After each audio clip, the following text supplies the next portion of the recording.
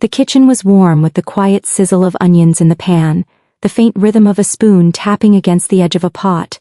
I moved almost automatically, hands busy with chopping, stirring, seasoning, as if muscle memory alone kept dinner coming together. The air smelled of garlic and herbs, but beneath that, something heavier lingered, something that clung to the walls more stubbornly than steam. My mind wandered even as I kept my face composed, each movement calm, precise, deliberate, as though I were performing a routine I had practiced too many times to falter. The hum of everyday life carried on around me, but inside, there was a quiet ache I didn't invite, one that pressed in with each breath I took. The kitchen, usually a sanctuary of familiar sounds and comforting aromas, carried an unusual heaviness that evening. The soft crackle of onions meeting hot oil should have been a simple background noise, an ordinary note in the symphony of preparing a meal, yet it felt sharper, more noticeable, almost like it was cutting through the silence rather than blending with it. The subtle shift wasn't in the room itself but in the way the air seemed to carry weight, in the way the hum of the refrigerator and the ticking of the wall clock sounded louder than they usually did. Even the light above the counter, casting its pale glow on the cutting board, felt dimmer, not because the bulb had weakened but because perception had shifted. Every sound, every flicker, every scent was wrapped in a new awareness, making the kitchen feel less like a place of comfort and more like a stage where something unseen was unfolding.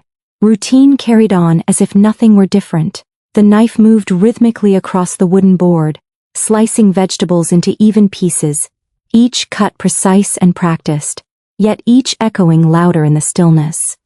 The familiar smell of garlic warming in the pan should have been soothing, a small comfort in the middle of a long day, but instead it seemed to cling to the air, mingling with something invisible, something unsettled. The bubbling of the sauce should have been background music, but it drew too much attention, its simmer oddly aggressive, as if the food itself sensed the tension. Even the smallest details became magnified. The slight unevenness in the stove's flame, the way the pan hissed when a drop of water hit its surface, the creak of the wooden floor beneath each step, all of it felt heightened, like the room itself was aware of something fragile hidden beneath the routine.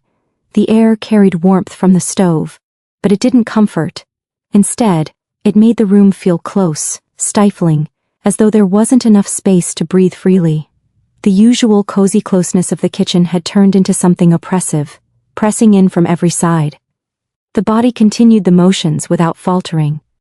Stirring the pan, adjusting the heat, reaching for spices lined neatly on the shelf, every gesture was smooth, practiced, a performance rehearsed countless times before. Yet behind that ease was a trembling awareness, a heightened sensitivity to the way everything felt just slightly off. The handle of the spoon seemed heavier, the grip of the knife tighter, the clatter of the lid louder.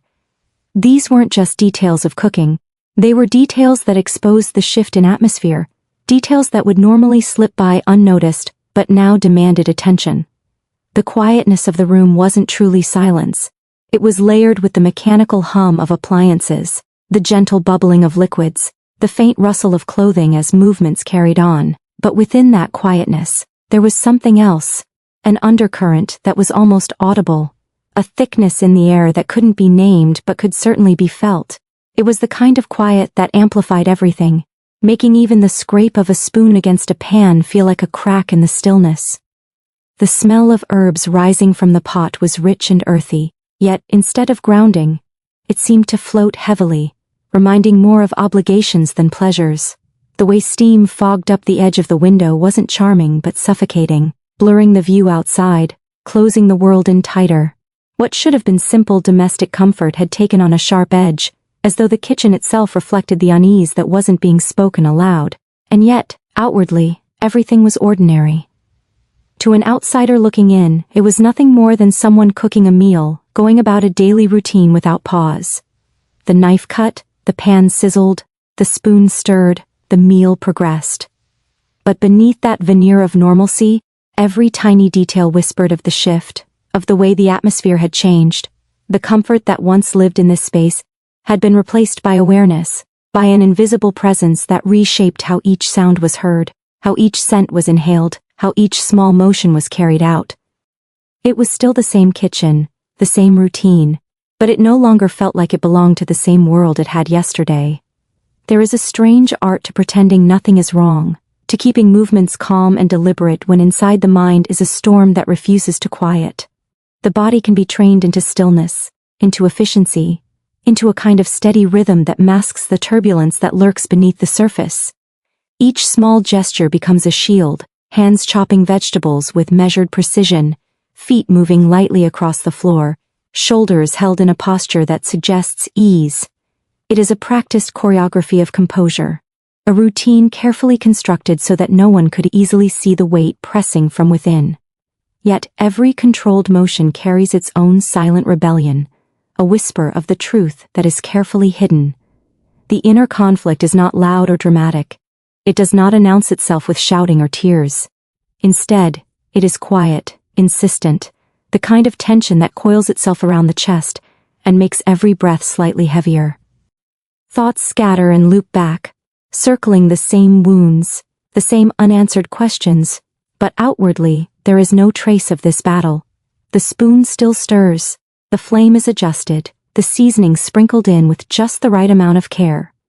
The body acts like nothing has shifted, even though the heart is fraying thread by thread. Maintaining this calmness becomes an act of survival. To falter, to let the conflict spill into expression, would be to allow vulnerability to surface, and vulnerability is dangerous in its rawness. So the hands remain steady, the eyes focus on the task at hand, the lips stay pressed together in a quiet line.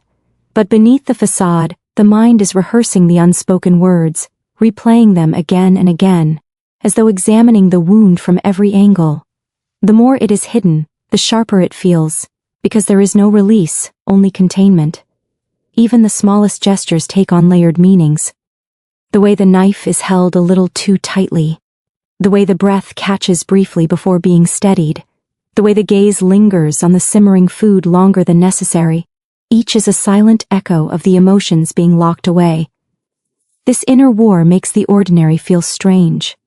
A simple action like stirring sauce becomes a moment of distraction, a place to push thoughts into, as though mixing could dissolve them into nothingness.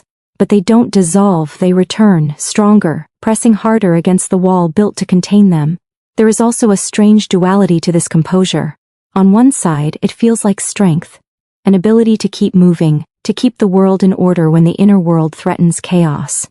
On the other, it feels like suffocation, a refusal to allow honesty, a denial of the ache that begs to be seen, holding back tears, holding back words, holding back every sign of fracture becomes exhausting, but to let it out feels like too much of a risk. The conflict lies not just in the pain itself, but in the choice of silence, in the choice to let the outside world believe that everything is fine when it is anything but. The room becomes complicit in this conflict, the familiar walls, the counters, the stove. All of them have seen these motions before, have witnessed countless meals prepared in peace, but now they hold the weight of the unspoken. The ordinary setting makes the inner turmoil sharper because it feels out of place, like a shadow creeping into the light of routine. The silence between each sound in the kitchen becomes a mirror of the silence being kept within, both pressing in with equal force. In moments like these, the mind splits itself into two parts, the one that performs and the one that feels. The performing self ensures the garlic doesn't burn, that the heat stays just right, that the meal will be served as it always is. The feeling self, however, is elsewhere, trapped in thoughts too raw to voice, circling the ache of being compared, the sting of not being enough. The two selves move together, seamlessly overlapping, but never truly touching. It is a balance that feels fragile, as though the smallest crack could let everything spill out at once. This tension between appearance and reality shapes every moment in the room. To anyone else it would look calm, ordinary, perfectly controlled. But within, there is a constant push and pull, a fight to keep the storm contained behind a face that shows only composure.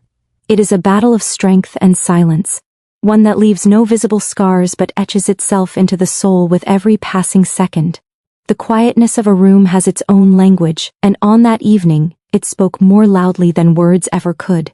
It wasn't the kind of silence that brings peace or calm, but the heavy kind that sits in the air like a weight, pressing into the chest with every breath. The usual background sounds of a kitchen, the hum of the refrigerator, the steady tick of the clock, the soft bubbling of sauce, were all still there. But instead of blending into comfort, they only seemed to emphasize the absence of ease. Each sound stood out sharply, reminding that beneath the appearance of normalcy, something deeper and unspoken lingered, heavy and undeniable. It was strange how ordinary things could carry the burden of emotions. The faint hiss of the stove felt almost accusatory, as though the flame itself sensed the tension. The clink of the spoon against the side of the pot seemed amplified, each metallic note carrying a sharpness that settled uncomfortably in the ears. Even the steam rising gently from the pan looked different, curling in the air like something unsettled, twisting and dissolving too quickly, reminding of fragility. These were not just sounds and sights, they were reflections of the weight within, the echo of unspoken emotions that had seeped into the atmosphere. Unspoken pain has a way of making itself present in the smallest details. It does not need words to reveal itself. It seeps into gestures, into pauses, into the way the body moves more slowly than it normally would. Every step in the kitchen felt heavier, every movement drawn out just slightly longer, as though energy was being drained not by the act of cooking, but by the effort of holding in what could not be said. Silence filled the spaces between movements, a silence so thick it almost hummed, and in that silence, the weight of comparison, disappointment, and hurt settled like dust that could never be swept away. It is a peculiar ache to carry emotions in silence, to pretend that nothing has shifted when every fiber of being knows otherwise. The absence of words becomes louder than any confrontation could be. It presses into the body, into the mind, forcing awareness of every breath, every beat of the heart. The effort to keep moving, to keep the routine alive, becomes not just about making a meal, but about proving to oneself that normalcy can still exist, even when emotions threaten to unravel it all. Yet the silence betrays the truth. It stretches too long, fills too much of the air, and in its heaviness, it makes the unspoken impossible to ignore. There is also a cruel sharpness in how memory weaves itself into this silence. Thoughts replayed themselves, not in full sentences but in fragments, in tones, in the way a single word could linger long after it was spoken. The silence allowed those fragments to echo endlessly, bouncing against the walls of the mind until they felt heavier than stone. It wasn't just the sting of comparison that lived there, but the lingering question of worth, the endless circling of why not me, and what am I missing? The kitchen became more than a room. It became a container of these unspoken questions, each one pressing in tighter than the last. The weight of emotions unspoken also creates an invisible barrier. The room felt smaller, the air denser, as though walls were closing in, making every step feel like an effort. It wasn't suffocation in the physical sense, but a suffocation of spirit, a quiet reminder that pain left unspoken grows heavier, not lighter. There was no release, no outlet, only the constant demand to keep the face composed, the hands steady, the body moving as though unaffected. That performance of calm added to the heaviness, each layer of silence thickening the atmosphere until even breathing felt deliberate. And still the world outside carried on, oblivious. A car passed on the street, its engine faint through the walls. Somewhere beyond the window, a dog barked, a reminder of life moving forward as usual. Yet inside, the silence persisted, stubborn and immovable, carrying with it the weight of emotions that refused to be voiced. The contrast made the heaviness sharper, a reminder that the world doesn't pause for private pain. Life goes on, meals are cooked, clocks keep ticking, and yet within, the silence only deepens, layering itself over every sound, every action, until it is all that can be felt. This heaviness wasn't about the silence alone, but about what filled it. An ache that could not be spoken aloud. An ache that twisted ordinary sounds into reminders and turned routine gestures into performances of composure. It was the unspoken presence in the room, hovering over the stove, clinging to the air, settling into the corners where light couldn't reach. It was everywhere and nowhere at once, invisible but undeniable, pressing closer with every passing moment, demanding to be felt even as it remained unsaid. Comparison, when spoken aloud, doesn't simply end with the moment the words are said. It lingers, attaching itself to the mind and weaving into the smallest details of life. It becomes a shadow that follows quietly, showing up in unexpected places, reminding with every step that someone else has been placed on a pedestal that was never meant to exist in the first place. The sting of being compared is sharper than any wound the body could receive, because it cuts into identity, into self-worth, into the fragile space where confidence lives. In the kitchen, where every gesture was meant to be ordinary and safe, that sting lingered, woven into the air as if the walls themselves remembered the words. What makes comparison so devastating is its quiet cruelty. It does not attack outright, but rather settles in the mind, planting seeds of doubt that grow without permission. Suddenly, every action feels inadequate, every movement open to judgment. Stirring a pot becomes more than stirring.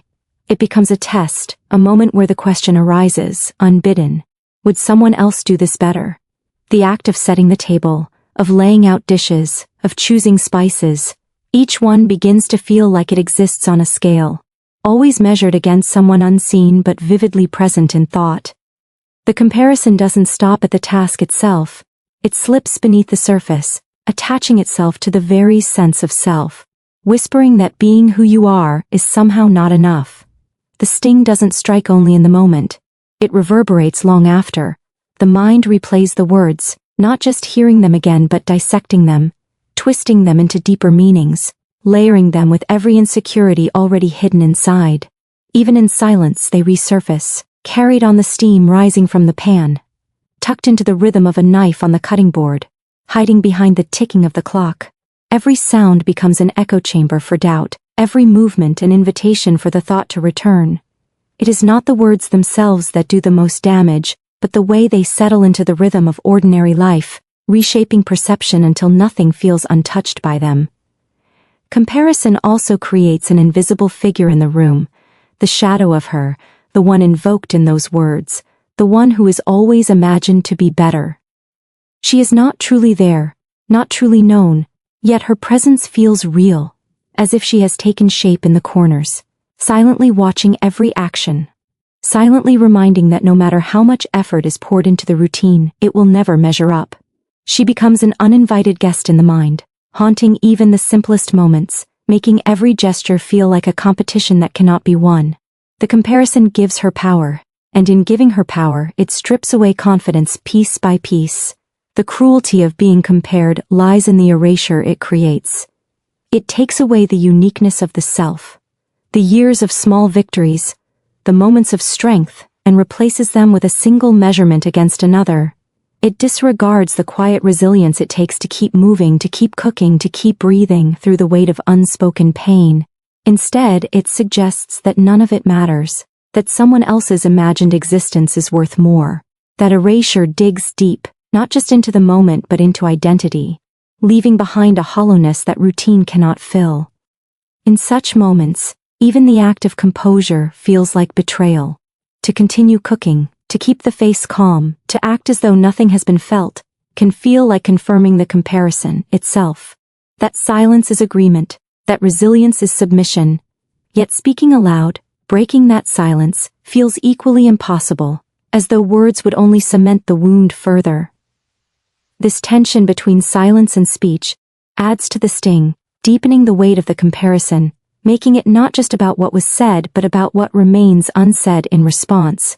And so the comparison lingers, not as a fleeting moment but as an ongoing presence. It reshapes the kitchen, reshapes the body moving within it, reshapes the mind that tries to find balance but keeps circling back to the words. The sting doesn't fade quickly, it roots itself into memory, into the senses, into the routine itself. Every aroma, every sound, every flicker of light seems touched by it, transformed into a reminder of inadequacy. What once was ordinary becomes infused with the echo of being measured and found wanting. This is the cruel legacy of comparison. It lingers not in grand confrontations but in the quietest of places, in the private routines meant to bring comfort. It thrives in silence, feeds on repetition, and grows stronger each time the mind loops back to it. And in that looping, in that endless echo, the sting becomes not just something felt once, but something carried, a weight that reshapes the way the world is experienced. Holding oneself together when everything inside feels like it is coming undone is a quiet kind of battle, one that often goes unseen by the world. The effort it takes to maintain composure while emotions unravel within can be as exhausting as any physical labor, because it requires constant vigilance, constant restraint, constant choosing of silence over expression. The kitchen becomes both a battlefield and a stage, where every gesture is carefully controlled to disguise the cracks beneath. The knife slices with precision, the spoon stirs at the right rhythm, the food continues to cook, but none of these actions are as effortless as they appear. Each one carries the weight of discipline, of refusing to let what is felt inside escape into the open. The unraveling of emotions does not happen all at once. It begins quietly, in the tightening of the throat, in the sudden heaviness of the chest, in the way the eyes sting but refuse to allow tears to fall. Thoughts swirl faster than hands can move, pulling attention away from the task at hand, yet the body insists on maintaining the rhythm, on keeping up the facade. The more the storm builds within, the more deliberate the outer calm must become. It is a fragile balance, one that threatens to tip at any moment, but the determination to hold steady pushes against the collapse. There is an irony in the way composure looks from the outside. To anyone else it might appear as strength, a steady calm that carries through the routine, a face unbothered by anything deeper. But inside it is not calm at all. It is a relentless effort to keep chaos locked away, a constant pulling back of emotions that want to spill over. The smile withheld, the words swallowed, the steadying breath taken before continuing on. These are the small acts of survival that compose the facade. What looks effortless is, in reality, the result of immense effort, the unseen labor of containment. The unraveling emotions make their presence known in small ways. The hand that grips the handle of the pan a little too tightly, the jaw that clenches when no one is looking, the shoulders that ache from being held so straight. All of these are physical signs of the battle within. The body absorbs what the voice does not release, carrying the weight in muscles and bones, turning emotional pain into a quiet, constant tension. The body speaks even when the mouth stays closed, betraying the struggle in ways that can be overlooked by anyone not paying close attention. Maintaining composure under this weight requires a kind of compartmentalization, a splitting of self into two halves. One half focuses on the outside, ensuring that the tasks continue, that the performance of normalcy is convincing, that nothing appears out of place. The other half quietly absorbs the storm, carrying the doubts, the questions, the ache of being compared, the wound of not being enough. These two halves coexist uneasily, each feeding into the other, each demanding energy that leaves the entire self drained. It is like walking a tightrope, where any slip would mean everything spills out in a rush that cannot be contained again. The struggle is not just about hiding emotions, but about holding on to dignity in the face of pain. Allowing the unraveling to show feels like surrendering power, like giving the wound more visibility than it deserves. So composure becomes not just a shield but a form of resistance, a way of reclaiming control when everything else feels uncertain. Yet that same composure can also feel suffocating, because it denies the release that comes with honesty, with vulnerability, with letting the emotions flow freely. It is both a source of strength and a source of exhaustion, necessary and painful in equal measure. The mind runs in circles during such moments, rehearsing words that will never be spoken, reliving phrases that should have been left behind, imagining confrontations that will never take place. Each imagined scenario fuels the unraveling within. While the face remains calm, the hands continue working, the routine never falters. The disconnect between what is felt and what is shown grows wider, creating an emptiness that swells silently inside. That emptiness is heavy, like carrying a stone in the chest, unrelenting in its weight. Even the atmosphere seems to echo the inner battle. The silence feels thicker, the sounds sharper, the smells more suffocating, as if the entire room has taken on the weight of the concealed emotions. The composure held on the outside cannot change the way the world feels altered through the lens of pain. Every gesture is wrapped in the knowledge of what is being hidden, every small task colored by the struggle to remain steady. The ordinary no longer feels ordinary, it feels like survival. To maintain composure while unraveling inside is to walk a fine line between strength and fragility. It is to carry a storm in silence, to allow no crack in the mask, to insist on moving forward even when the weight threatens to pull everything under. It is an exhausting act of resilience, one that leaves no visible scars but carves deeply into the spirit, demanding more than anyone else could see or understand. Strength does not always appear as defiance or bold gestures. Sometimes it exists in the quietest of forms, in the ability to hold pain without letting it spill over, in the decision to keep moving when the weight of silence presses too heavily. The quiet strength of carrying hurt, without allowing it to control every visible action, is a kind of resilience that often goes unnoticed, yet it demands more endurance than most realize. It is not about pretending the pain isn't there, but about learning how to live alongside it, how to continue stirring a pot, chopping vegetables, or setting a table while the ache beats steadily inside the chest. There is a discipline in this kind of strength, a refusal to let emotions dictate every outward expression. Tears may well up, but they are blinked away before falling. Words may sit on the edge of the tongue, sharp and unspoken, but they are swallowed before they escape. Hands may tremble slightly, but they continue with the task, steadying themselves on the rhythm of the routine.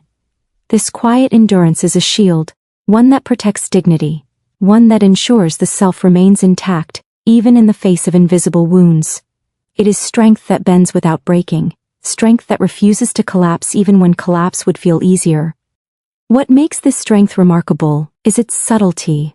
From the outside, it may look like nothing more than composure, as though no storm is raging beneath. Others may not recognize the battle at all, assuming calmness means the absence of pain. Yet the opposite is true. The calm is born from the storm, the stillness a direct response to the chaos beneath it. It is a strength forged in silence, one that insists on carrying forward even when every thought begs for retreat. This kind of resilience has no applause, no audience, but it is as powerful as any act of open defiance. Carrying pain quietly also requires trust in oneself, the belief that it is possible to endure, that the storm will not consume everything, that strength can outlast the ache. It demands a kind of patience, an understanding that wounds do not close quickly, that healing is not immediate, but that life must still continue in the meantime. In choosing to keep the routine alive, there is a quiet statement of survival, even with the ache, even with the comparison, even with the sting of unspoken words. Life is still lived. That choice itself is an act of strength. The silence that surrounds this strength is often misunderstood. Some may see it as weakness, as passivity, as a lack of response. But silence, in moments like these, is not about surrender. It is about choosing the battles worth fighting, about refusing to give power to words that should not define a life.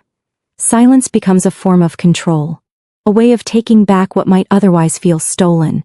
In refusing to let the pain dictate every expression, there is strength in saying, "You do not get to decide how I carry myself." That quiet defiance may not be loud, but it is steady, and steadiness is its own form of victory. The quiet strength of carrying pain without showing it also reveals itself in endurance. Days move forward, meals are cooked, responsibilities are met, and life continues, even when the ache whispers that it should stop. There is strength in not allowing the wound to freeze time, in continuing to move through the ordinary, despite how heavy each moment feels. This endurance builds a foundation over time, proving that even in the face of hurt, resilience can keep life steady, can keep the world from collapsing in on itself. And yet, this strength does not erase the pain. It coexists with it. The ache remains, sometimes sharp, sometimes dull, but always present. What changes is the ability to carry it, to shoulder it without crumbling under its weight. That is the essence of quiet strength, not pretending the pain is gone, but proving that the self is larger than the pain, capable of holding it without losing identity. In the act of standing tall, in the act of keeping composure, in the act of surviving silence, there is proof of resilience that no comparison, no cutting word, can truly erase. This quiet endurance is not glamorous, not dramatic, and not easily recognized, but it is deeply human.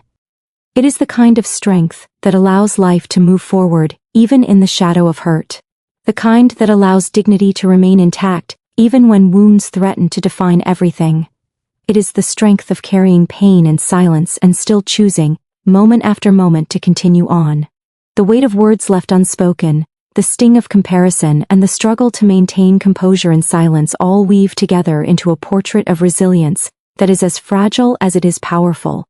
Beneath the ordinary rhythm of daily life lies an unseen battle, one fought with steady hands, quiet breaths, and a refusal to collapse under the weight of pain. The kitchen, the routine, the silence itself become symbols of endurance, proof that even in the presence of doubt and hurt, strength can exist in small, deliberate acts. While the ache of being compared lingers like a shadow, it does not erase the quiet dignity of continuing on. True resilience is not always loud or visible. Sometimes, it is simply the decision to keep standing, to keep moving, and to carry forward despite the heaviness within. In that quiet persistence lies the heart of survival, strength, and self-worth.